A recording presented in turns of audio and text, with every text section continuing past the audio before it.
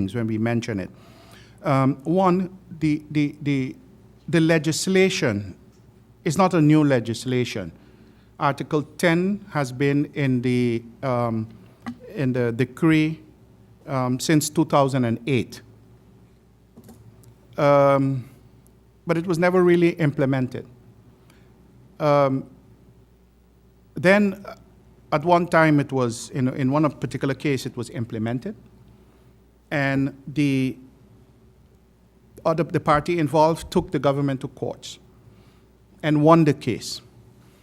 And the main reason for winning the case is that the judge stated that, yes, while this stipulation is in the law, but there is no policy explaining how it should be executed. And therefore, it can be used at the discretion of the department, how they want, to whom they want, et cetera, and that was not an acceptable situation. And that was the reason why the government lost the case. The judge did not say that the counterpart policy should be scratched out of the law or that it was not correct or what have you not. The step that followed was that the Department of Labor Affairs put a execution plan in place how to execute this policy. And that was sent to the SER. The SER has been very critical and gave a negative advice on the document that they received. The then minister, Minister De Wever, requested the Department of Labor, and the reason why I know this so good, because at that time I was head of the Department of Labor, we were asked to look at this topic and to see what we can do to correct it. The department looked at the law, looked at the sentence of the judge, and looked at the advice of the SER. And as such, make a framework of the policy and who the policy applies to, how the policy should be executed, et cetera. And this document was approved by the Council of Ministers and published in the National Gazette of 2015, number 7. Of the 2nd of April 2015. The document clearly states, and just two highlights out of it, there is one point that says high potential. The document is not intended, the policy is not intended to be used in any and every case. The policy gears specifically directly to issues where there could be internal mobility within a company, where someone has been working in the casino for many years or in a company for many years and the casino slip out, because I was going there as an example. We have had for years many casinos on the island, and locals made it up to pit boss, but never casino manager. Why? Don't they qualify, et cetera? This is an area, for instance, where the counterpart policy could be used, where a local who has proven that they can do the job, they were promoted to pit boss, et cetera, maybe can be put alongside of a casino manager who was brought in and get the necessary experience as casino manager, because how would you get the experience if you don't get a chance to do the job? In that case. The other case was the returning students. The complaint that the media always mention is that students, when they come back, they cannot get a job because they do not have the necessary experience. The counterpart policy is seen that can be used in this particular thing. So you're talking about qualified workers for which this policy would be used. The other thing that the policy mentioned is that a pilot project would be, it would not be executed broad-based, just put in place and apply to everyone. It would be done as a pilot project which would be evaluated after a year. What is wrong with that? We would then know if the policy works or the policy do not work, if the policy should be dropped totally or if the policy would need amending somehow or the other. But the whole idea is give a pilot a chance for 1 year. If we profess to be in favor of the returning students for them to get employment, or the locals who are already here who are wanting internal mobility. That is that policy. And I think, Mr. Prime Minister, that is what I have to elaborate on for this morning.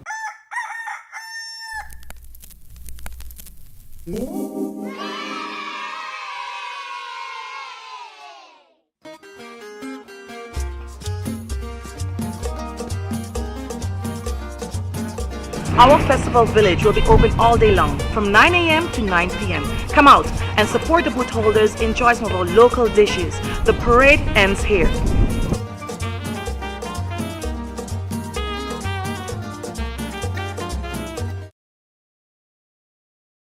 As you know, the crime situation in St. Martin has been on all our minds, and due to the recent spate of criminal activities. And I can announce that the cooperation of Aruba Curaçao, the RST, the Koninklijke Marechaussee has led to the forming of teams to tackle the crime, and they will be investigating about 17 cases that give us prospect of resolving those criminal activities that have taken part in the recent past.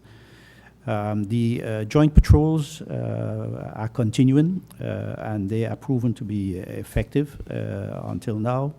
And we will continue with the joint patrols to ensure as much as possibility the safety of our citizens. On another note, I can also mention that the camera project, the camera surveillance project, that is going to play a crucial role in also helping secure the safety on St. Martin. That the financing for the start of that project has been secured, and that hopefully the cooperation between the police force and TALIM will lead to a speedy startup of that project. Also has been secured the purchase of the so-called Sorama building in Orange Grove. That is a very important piece of the puzzle of getting our police organization up to par, because it is the intention to build a forensics lab in that building, to have the shooting range in that building, the training rooms for self-defense and other activities that law enforcement agents are involved with, the training field for the canines, the space for weapons that have been confiscated, the cars that have been confiscated, but also the very important central camera observation space and melt camera for the police. With this, we can move forward forcefully in the coming period, as far as equipping the police force is concerned, and it could also lead to savings on the expenditures that we are doing at this moment, because we have to send people away so many times for these aspects of the task of the police force. We have not been able as yet to come to an agreement on the BBW building. That is why we have moved our attention to the Sorama building. We continue to show interest for the BBW building because it is also a very good location for the establishment of the Justice Academy. That is to be developed in a full-fledged, state-of-the-art academy on St. Martin for the whole justice sector and those sectors that also have to have training in the application of our laws, and enforcing laws on St. Martin. As you all know, Mrs. Rhoda Arundel was hired to develop a program, a curriculum for a new Justice Academy. That report is supposed to be presented within short to myself after passing through the Board of Supervision of the Justice Academy. As I've said before, a board was established of the users of the services of the Justice Academy to ensure that the Academy delivers the services that is needed from the several services that are busy with that. Furthermore, I can inform you that the Council of Ministers has agreed with the service level agreement for the implementation and operation of an automated border clearance system at the Princess Juliana Airport, which is a cooperation between the airport and the Immigration and Border Protection Services that would facilitate automated passport control, automated border control, advanced passenger information system, consisting of traveler data, and these aspects will help our airport, that is already one of the foremost airports in our region, to even take a step further in providing passenger service and border control services at a level that allows pre-clearance, for instance, of many of the passengers, and therefore a swift processing of our passengers at the airport, and preventing as much as possible long lines. But also at the same time, because of the advanced information system, helping us protect our country and our borders in a more effective and a more efficient manner.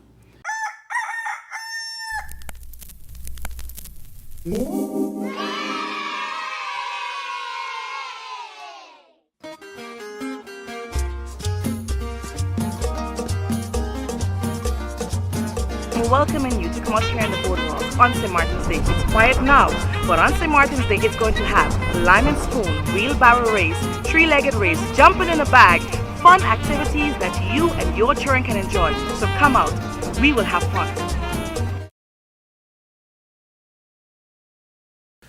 First and foremost, I would like to, on behalf of my ministry and the cabinet, to advance wish the country, St. Martin, a happy St. Martin's Day. I think we're celebrating that a week from today.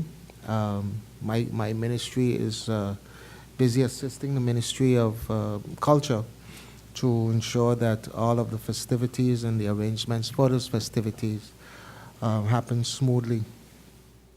Secondly, I would like to inform the public that two stretch of roads will be milled and resurfaced in the coming weeks. We've just finalized the advice for that, and that is in particular the road behind the hospital, which is known to all of us as Link 1 Phase 2 Road, and the stretch of road down in the Maho area, in front of Maho, going from the roundabout to the junction of Ryan Road and Amazon Road.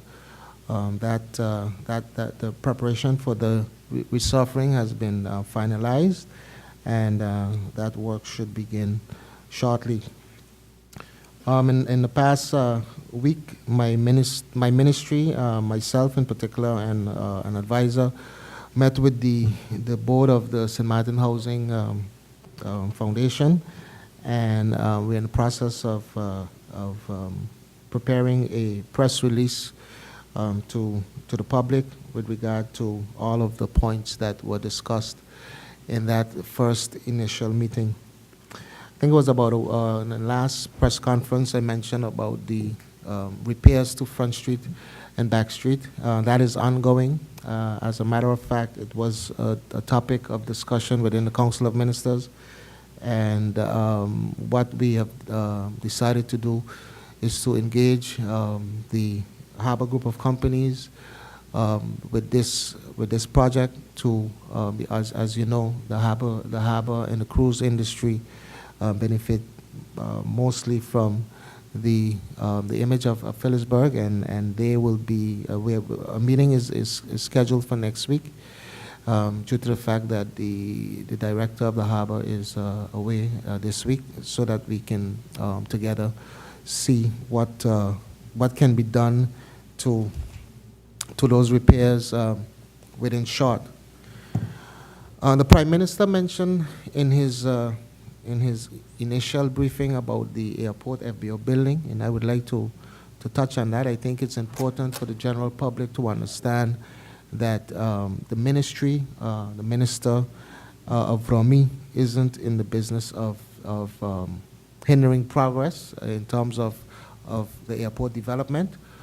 But as a council of ministers, we are the shareholder of the company, and with that hat, we have a different responsibility in terms of ensuring that the assets of the country is protected. And that responsibility, as I would call it, a fiduciary responsibility, means that we have to ensure that whatever is being executed at the airport from the perspective of the shareholder must have proper due diligence, and if there are any questions prior to approving any building permit or expansion, that information is provided. And in this case, we've asked, my ministry will be executing the request as indicated by the Prime Minister to have independent consultants look into this particular project.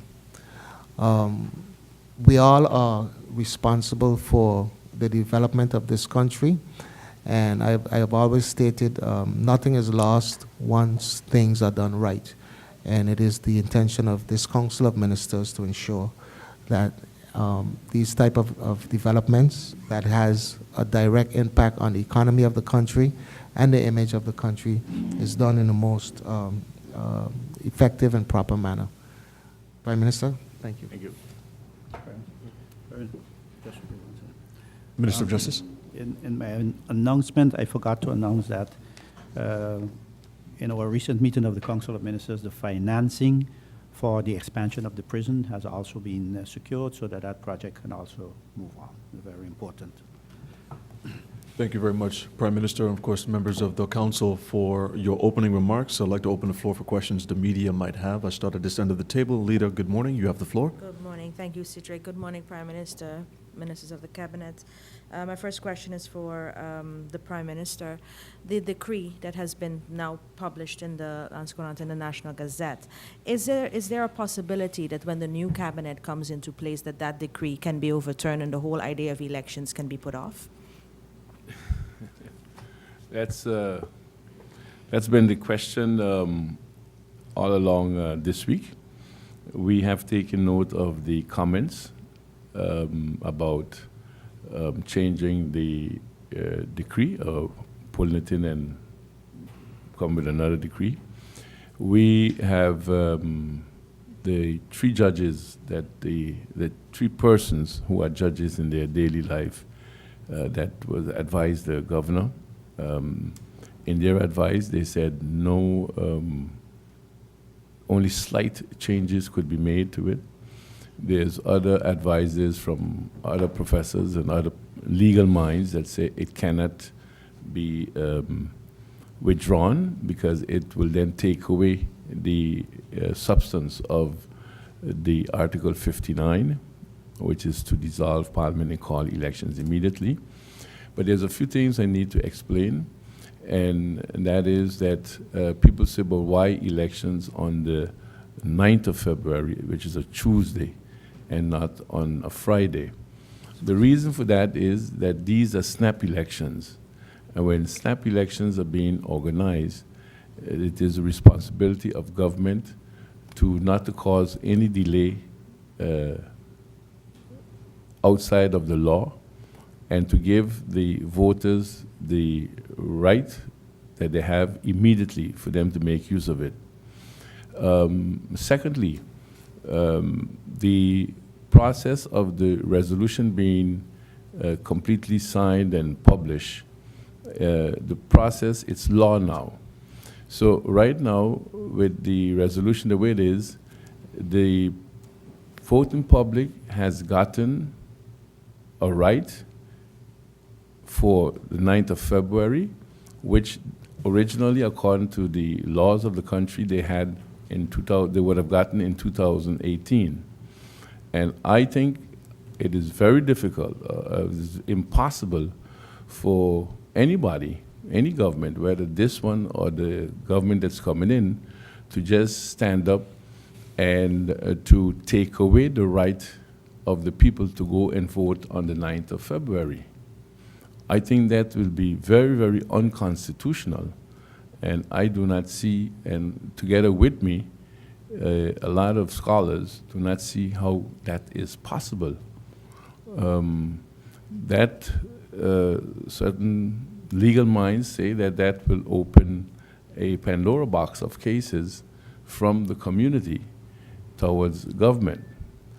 And for that to be changed, let it be known that the incoming government to get a new resolution established, whether to get rid of election or to move elections or to have no elections, they will need the cooperation of the governor. The governor will have to sign that new resolution. So I do not think it is possible. And there are lots of talks out there that it can be done and it will be done. Well, I guess I will be citizen Marcel Gums looking on to see what takes place. Also, in the decree, it's mentioned that, it's stated that one of the reasons for going to snap elections is the fact that government is really, its hands are tied and needs to make some far-reaching financial decisions, etc. Can you say what some of those decisions that have been, held up are? And well, we got decisions to take, first of all, on the budgets. Secondly, we got decisions to take on the instructions. We're dealing with 3 instructions by the Kingdom government. Those are all important things that needs to be done. But is that still your responsibility, considering the motion of September 30th? Shouldn't those decisions now be passed on and the new cabinet be given the opportunity to take care of those things? Yeah, but that's one of the reasons why it's part of dissolving the parliament, because you need elections with a representative parliament to be able to carry out those decisions. But isn't there a representative parliament now? There is 8 members. Is it representative? Let the people decide if it's representative. That's the whole bottom line. I'm trying to explain and everybody to understand that what we have done is totally legal and within the Constitution. The Constitution says the checks and balances, and we have made use of that. So now it's up to the people to decide what is representative of them, of their wishes at this moment. Who said that the 8 that has formed a majority is what the majority of the people represent? Would like for them to be represented. Thank you very much for your questions. Alida Hilbert, you have the floor. Yeah. Let's go on a bit about this elections. How firm is that date? Because the latest advice, the last advice to the governor says that indeed there could be slight amendments made to the decree to dissolve the parliament. Now, I figure that one of those amendments could be let's move those elections until we have electoral reform in place. How do you look at that possibility? I do not, I would hope that that would not be done, because That isn't slight. electoral reform, which electoral reform? Which law are we going to make? Which system are we going to introduce? Are we going to just probably take the easy way out and go back to the pre-Edgar Lynch law? Is that it? Is that a guarantee to stop ship jumping? Are we going to use the French model? Is that a guarantee to stop ship jumping? Or are we going to take the whole system and put in a presidential system? Can we do a presidential system in a parliamentary democracy monarchy system? These are questions to be answered. ship jumping, no matter what system you use, what reform you use, ship jumping can only stop when you get people with integrity and with a mindset of wanting to work for the people, and if there is differences of opinion, to seek compromise. The art of politics is compromise. The art, politics and governing is not because I don't get the candy I want out of the cookie jar, so I'm going to break the cookie jar to get to the candy. Well, You understand what I mean? Yeah, yeah. So you can bring all sorts of reforms. And how long is a reform going to take? 3 years? Where those who are sitting there, some of them in particular, those who are complaining now, they had 4 years to bring reform. So are they going to bring reform now in 3 weeks, in 2 months, in 6 months, or 8 months, or Yeah. what? It's very simple. Reform, you can bring all the reforms. To avoid ship jumping, we have to try to get representatives in Parliament with integrity and with a heart and with a desire to seek compromise. Like I said, that's how we're going to avoid ship jumping.